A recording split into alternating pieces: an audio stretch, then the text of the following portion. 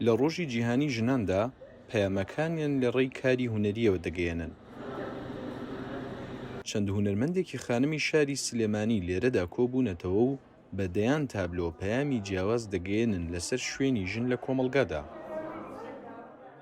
لە شاری سلێمانیدا چەندین چالاکی جۆراوجۆر بە بۆنی ڕۆژی ژنانەوە کە دەکاتە 8 مارس ساز دەکرێت و ئەم چالاکیێژی کێکە لەوانە.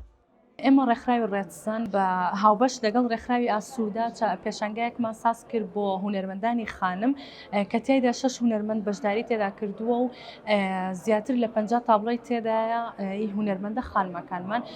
تابلۆکانیان زیاتر ئەم خانمانە لە حاڵەتێکی ناخۆش تێپەڕیون و هونەریان بەکارهێناوە بۆ دەرچوون لەم حاڵەتە و تا بگەڕێنەوە بۆ ناو کۆمەڵگا و لەسەر پێی خۆیان بن.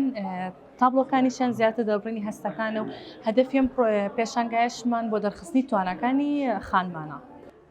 زۆرینەی ئەو تابلۆیانەی لێرەدا نمایشکراون چیرۆکی ئازار و سەختیەکانی بەردەم ژنان پیشان دەدەن و هونەرمەندە خانمەکانیش هونەریان وەک کەرەستەیەک بەکارهێناوە بۆ گەیاندنی چیرۆکی ئەو سەختیانە.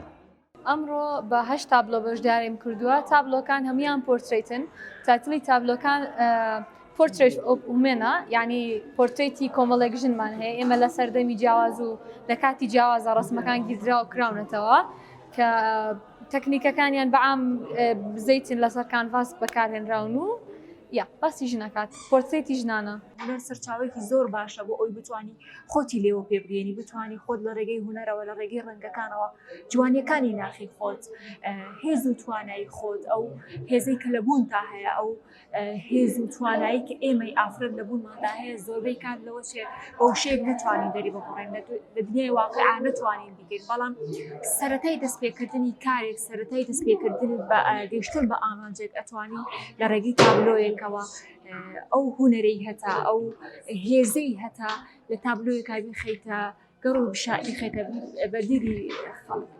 هونەرمەندانی ئێرە کە بە بۆنی ڕۆژی 8 مارسەوە کۆبوونەتەوە سەرڕای ئەوەی پیان وایە دۆزی ژنان لە هەرێمی کوردستاندا بەرەو پێشچوونی بەخۆوە دیوە، بەڵام پیان وایە هێشتا ڕێگایەکی زۆر ماوە بۆ گەشتن بە ئازادی و یەکسانی جەندەری.